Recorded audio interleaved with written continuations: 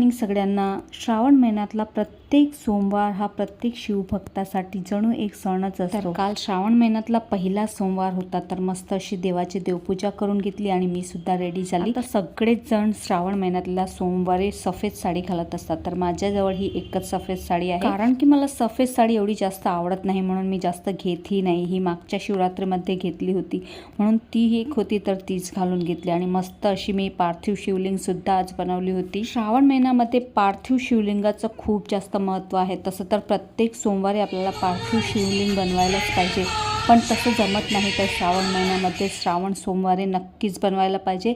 त्याच्या पूजनाने आपली प्रत्येक मनोकामना पूर्ण होते। पूजन करून घेतलं, आरती वगैरे करून घेतली आणि सगळ्या घरामध्ये धूप वगैरे फिरवून घेतली। आणि आता सण म्हटलं की मग हळदीचं लेपन तर आलाच। मग मस्त दारामध्ये हळदीचं लेपन करून घेतलं, पूजन करून घेतलं। आणि प्रत्येक सण असला की घरामध्ये एक वेगळंच वातावरण निर्माण होते। इतकी पॉझिटिव्ह एनर्जी घरामध्ये प्रसरते की मन अगदी प्रसन्न होऊन जाते। सगळ्या घरामध्ये धूप, दीप आणि फुलांचा सुगंध प्रसरतो। त्यामुळे मला तर सगळेच सण साजरे करायला खूपच जास्त आवडते। अगदी मनाने मी सगळे सण साजरे करत असते।